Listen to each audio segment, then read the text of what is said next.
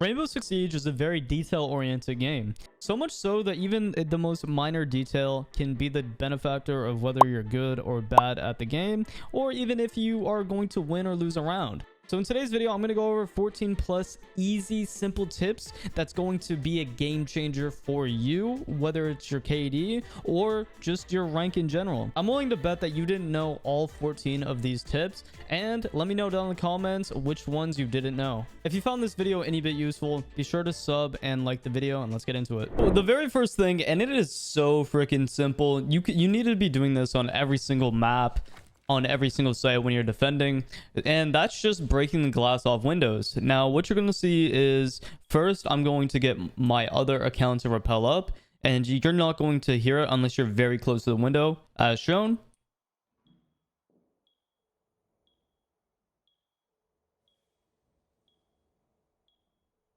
But this is what you need to be doing. Go up to a window and shoot it a few times just so you can get the glass off, or you can punch it. It doesn't really matter.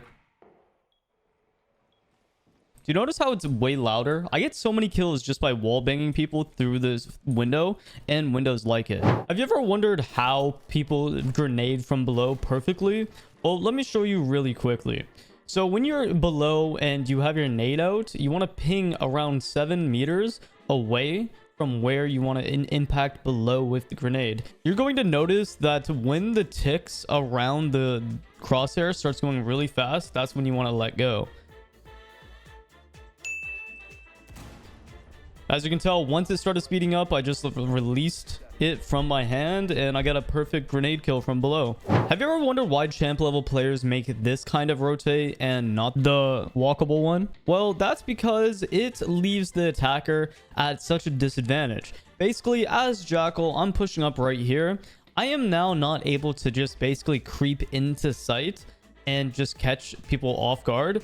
And not only that, but as Mute or whoever that's in sight, I'm able to use punch holes and put a bunch of these stupid little punch holes in the wall that now the attackers have to worry about when pushing into Aqua, and it just creates another line of sight that the attackers have to worry about. So basically the multiple rotate is just there for sound intel and just for protection as a defender. Have you ever wondered why as Jackal there's different colors of feet when you push up? Usually advanced players know that, you know, red feet means that the person's close, and yellow means it's medium, and the very last color will determine how far they were or how many seconds away. A lot of you guys, when you see feet, you just immediately start tracking, but if you see red/yellow feet, you can kind of go off of this chart and follow it, to be honest. Because why would you give up the free kill just by scanning and then leaving your guard down and then having them just be around the corner? So follow this feat chart to properly use Jackal. Do you ever feel that you just died a ghost because you don't understand perspective? This is why. Let me show you a clear example of how you should be holding angles and how to play aggressive angles properly. Now, do you notice how Castle is sitting over here holding an aggressive angle, waiting for somebody to swing? But as Ash, I'm able to see this guy's entire head and basically his body. It takes me almost just exposing my entire body, and I have to be so far wide to even be shown on Castle's screen. Instead, what you need to be doing is hold longer angles, or in this scenario, you need to swing or quick peek. And that's a whole different conversation in itself. So for example, you're better off holding a longer angle that's a little bit more protected. For example, let's say right here by the couches. Sure, you might get perspective if the Ash is like very aware of where you're at and they're holding a nice tight peak. But the problem with people holding an angle like this and checking every little pixel is that big windows right here, blue bar windows right here, so nobody's going to be holding our angle like this realistically. This is a much safer angle. You also feel like you get ghosted while proning. Well, that's because proning is absolutely awful. For example, as you can see on Ash's screen, once again, I am looking at Castle proning and he's just looking like a bot. Now, even if I'm sitting back here holding this angle a little bit more wide, I can still get the jump on him by shooting his shoulder here and almost his head.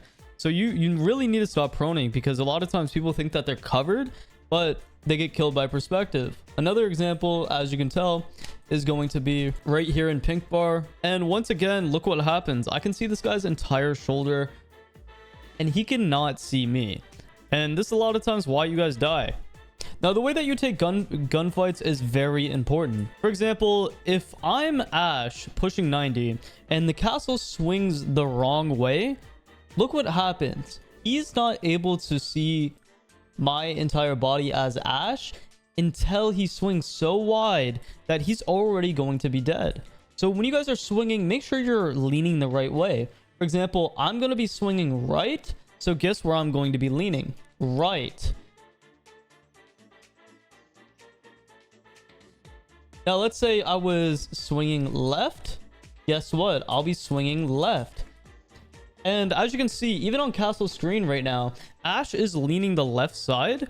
And I'm able to see her body just because of this. When you're swinging certain ways, like for example, I'm swinging into from 90, I'm going to lean the right way instead of the left way. Because when I lean the left way, he can see my entire body. Now, I understand if you were trying to check for this angle, but immediately you need to swap back into the right side lean.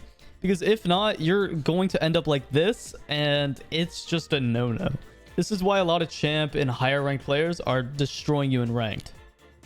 Now, I know this is pretty obvious for long-term players, but since there's quite a bit new players coming into Siege every season, when you're playing Fuse, the way you position your cluster charges do matter.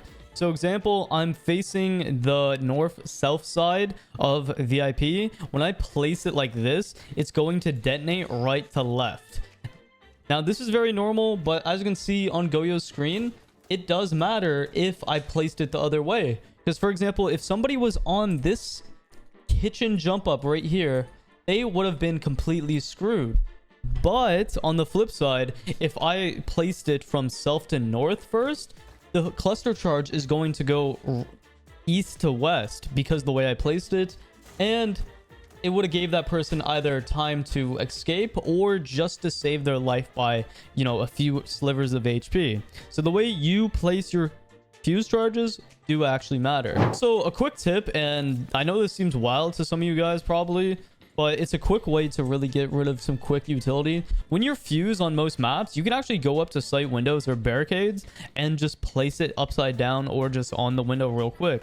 A lot of times people won't realize what's happening because it's such a copper thing to do, and it does actually work. I know this seems wild once again, but trust me, I do it in Champ Elo and it works, but it might not work in Silver because people probably are just sitting in site waiting. Also, if you guys didn't know, you can get my in-game charm. You can subscribe on Twitch with Twitch Prime if you want for free, and you can grab it.